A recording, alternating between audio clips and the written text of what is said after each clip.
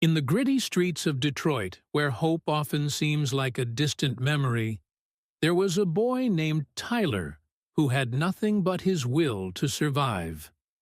No family, no shelter, just the unforgiving pavement beneath his feet. Most people passed him by without a second thought, blind to the suffering that was unfolding right in front of them. But then, something extraordinary happened. A simple act of kindness, one that many would overlook, changed the course of Tyler's life forever. This isn't just a story about an orphan boy. It's about a community that chose to see him, a city that chose to believe in him, and a journey that proves no one is ever truly lost if someone is willing to lend a hand. Now let's begin. The air in Detroit was cold, biting, as the sun set behind the crumbling buildings that lined the streets of the city's old neighborhood.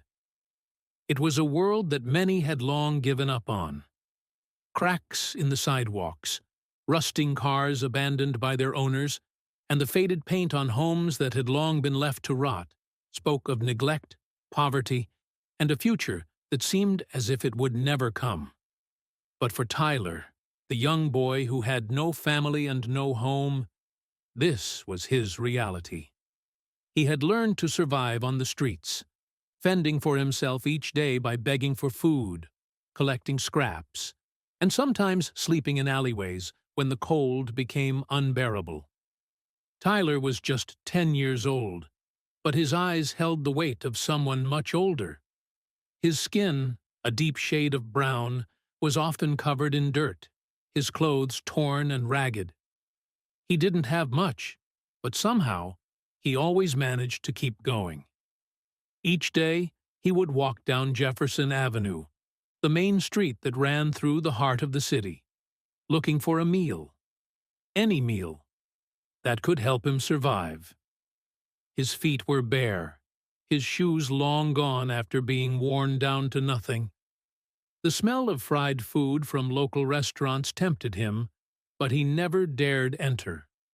The wealthy patrons inside were worlds apart from his own. There was one man, though, who always seemed to be watching Tyler as he passed by. His name was George Simmons, and he was a local businessman who owned a small, struggling convenience store at the corner of the street. He was a big man, tall and broad-shouldered, with a scruffy beard and an ever-present scowl on his face. There wasn't a kindness in George's heart. He saw the world as a place where only the strong survived, and the weak, like Tyler, were simply left to fend for themselves. Tyler had learned to avoid George. George was cruel. He often yelled at Tyler, telling him to get lost when he asked for help. On more than one occasion, he had even thrown the boy's few belongings in the trash, laughing as Tyler scrambled to collect them. But despite the harsh treatment, Tyler never gave up hope. He told himself every day, one day it will get better. But that day felt like it would never come. One chilly afternoon, as Tyler sat huddled on the cold sidewalk, his stomach growling from hunger, a strange thing happened. A woman approached him. She was in her mid-30s, dressed in a soft blue coat that seemed too nice for someone to be out in these streets. Her face was warm, kind even, with a soft smile that immediately put Tyler at ease. He had seen her before, but only from a distance. She was the director of the local charity, a woman named Emily Thompson. She stopped in front of him, her eyes filled with concern. "Hey, are you okay?" she asked gently. Tyler looked up, surprised. No one ever asked him that question. People usually just walked past, pretending not to notice. But this woman, Emily, had stopped. I'm okay," he mumbled, not wanting to show her how hungry and desperate he truly was. She knelt down beside him, her eyes soft with understanding. You don't look okay, sweetie. You look like you haven't eaten in days. She reached into her bag and pulled out a small sandwich wrapped in paper. Here, take this. I know it's not much, but it'll help. Tyler hesitated for a moment. No one had ever given him food without expecting something in return. But there was something about Emily that made him trust her. Slowly, he reached out and took the sandwich. The first bite was like heaven, and for the first time in what felt like forever, he allowed himself to feel something close to relief. "Thank you," he said, his voice barely above a whisper. "Thank you so much." Emily smiled and nodded. "You're welcome. But you don't have to thank me. You deserve so much more than this. Do you have somewhere to go? A family?" Her question was gentle, but Tyler felt the familiar ache in his chest. He shook his head, unable to speak. His mother had died when he was just a baby, and his father had disappeared years ago. He was alone, completely alone. Emily's expression softened. "You don't have to be alone," she said, her voice full of warmth. "If you ever need a place to stay, or just someone to talk to, come by the shelter. It's not much, but we have a bed for you, and you'll never have to sleep outside again." Tyler looked up at her, unsure whether to believe her. A part of him wanted to hope, but another part was scared. Scared of being let down. Scared of being hurt again. But something in her voice made him believe that she was telling the truth. "Okay," he finally said, nodding slowly. I'll think about it." Emily smiled once more and stood up. "I'll be here tomorrow, okay? Take care of yourself, Tyler. You deserve a better life than this." And with that, she walked away, leaving Tyler sitting on the cold sidewalk with a sandwich in his hand. For the first time in a long time, Tyler felt a spark of hope flicker in his heart. The next day, Tyler hesitated. His feet were cold, and his stomach still growled with hunger. But something was different. He had thought about Emily's words all night. Maybe, just maybe, he could take that first step toward a better life. He walked to the shelter, his heart racing with anticipation. When he arrived, Emily greeted him with a smile that lit up her face. She didn't ask him what had taken so long, didn't pressure him. Instead, she led him inside, where a warm bed, hot food, and a sense of safety awaited him.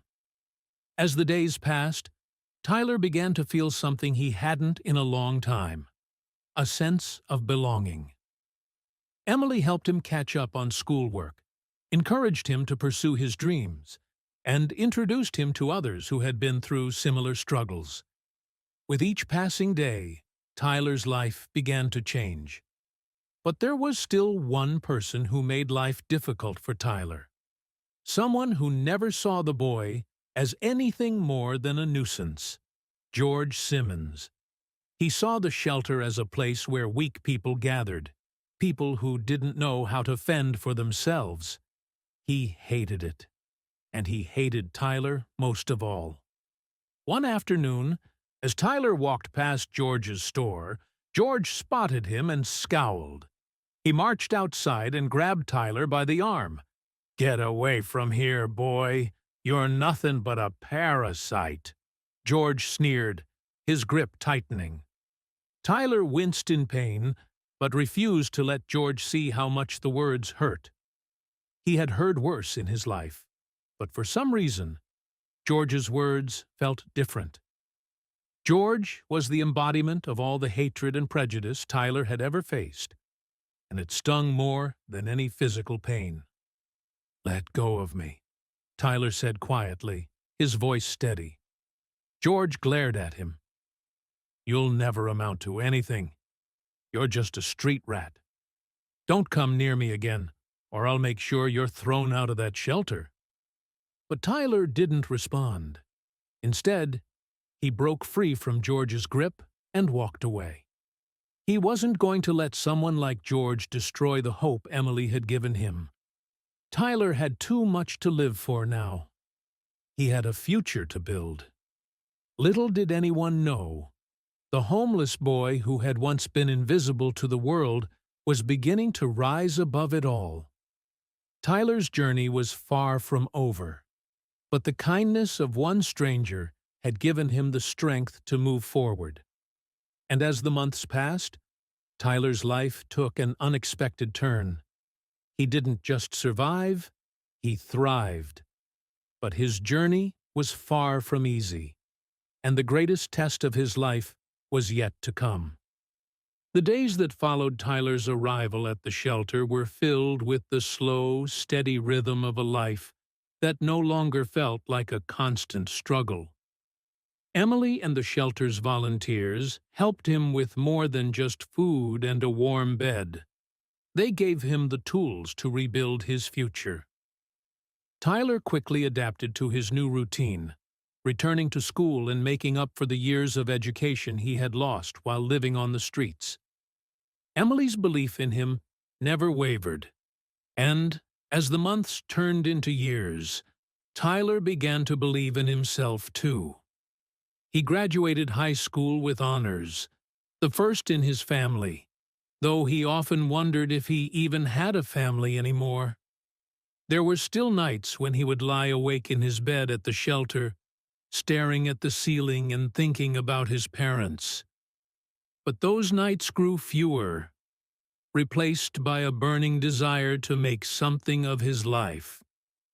A desire that came not from the pain of his past, but from the kindness he had received and the future he now saw as possible. Despite his newfound hope, the city of Detroit hadn't changed. The problems of poverty, crime, and neglect still haunted its streets. The challenges were everywhere, and Tyler saw them with new eyes. He had witnessed the struggles of the homeless, the working poor, and the elderly who lived on the fringes of society. It was a world he had once been a part of, and now it was a world he knew he wanted to change. But George Simmons, the cruel businessman who had always looked down on Tyler, had only grown more bitter over the years.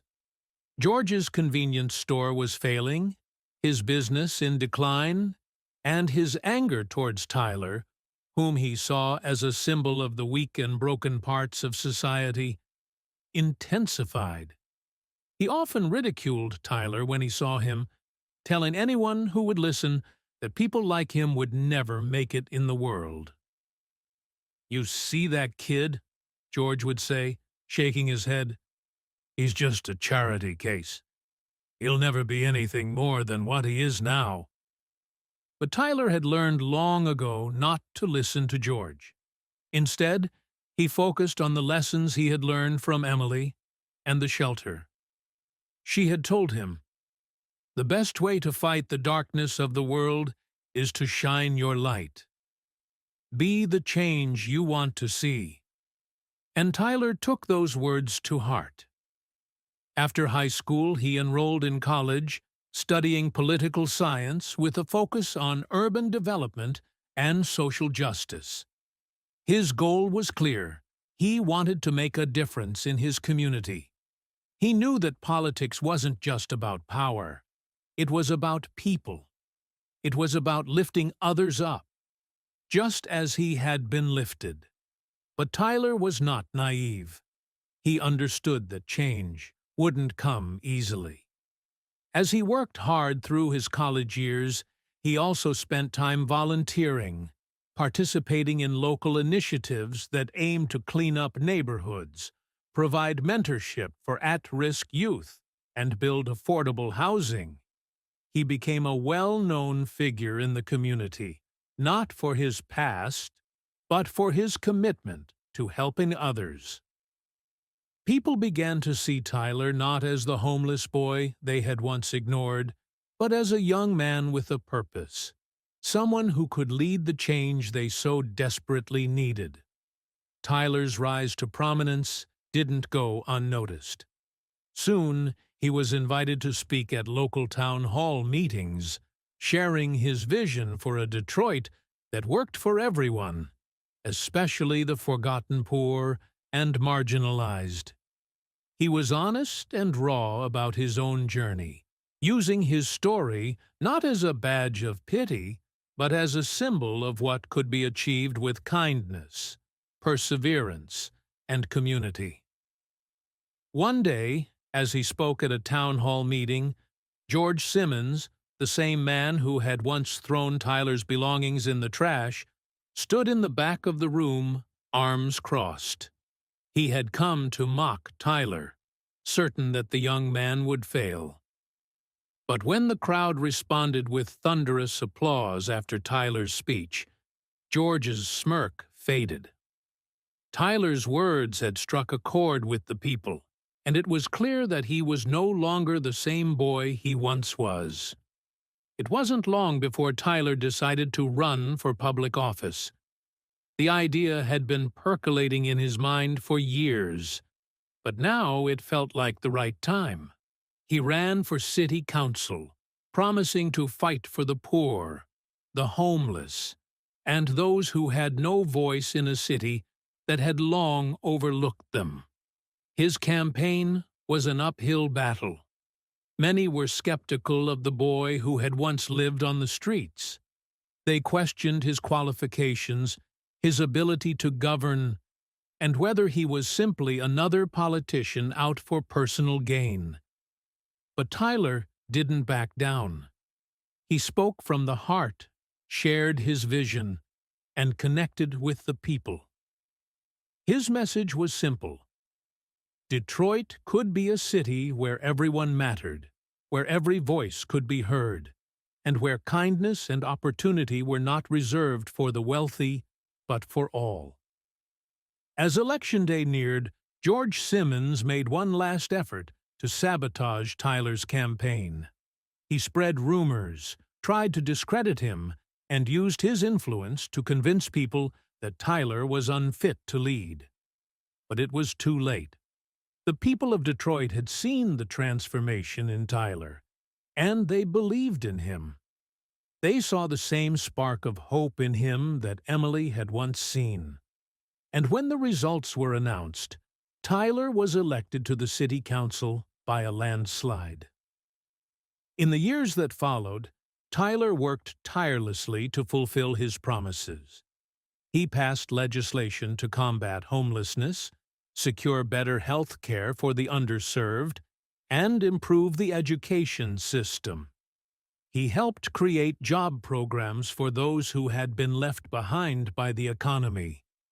Most importantly, he made sure that every decision he made was grounded in empathy and compassion, always remembering where he had come from. But the greatest triumph came when Tyler ran for mayor. He knew it was a big step, and there were those who doubted his ability to lead a city as large as Detroit. George Simmons, who had never forgiven Tyler for what he had become, mocked him openly. "What makes you think you can run this city, Tyler? You were nothing but a street kid." But Tyler wasn't just any street kid. He was a survivor, a leader, and a symbol of hope for anyone who had ever been overlooked or dismissed. And when the election results came in, Tyler emerged victorious once again. As mayor of Detroit, Tyler dedicated his life to helping those who had once been like him. He expanded affordable housing programs, created community centers for youth, and made sure that those in need always had a place to turn. His administration focused on unity, kindness, and giving power to the people. Tyler knew that his journey wasn't just his own. It was a journey shared by so many others, and he was determined to lead with the same compassion that had been shown to him. And every time he stood before a crowd, whether in a town hall or a city council meeting, Tyler would remember the words Emily had spoken to him all those years ago. The best way to fight the darkness of the world is to shine your light. In the end, it wasn't the power or the title that mattered to Tyler. It was the lives he had touched, the people he had lifted up, and the city he had helped rebuild. Tyler had gone from being a homeless boy with nothing to becoming the mayor of Detroit. And his story was a reminder to everyone that kindness, perseverance, and bravery could change the world, one person at a time. The boy who had once been invisible had become the light for a city that desperately needed it. And in doing so, he showed that no matter how dark the world may seem, there is always hope.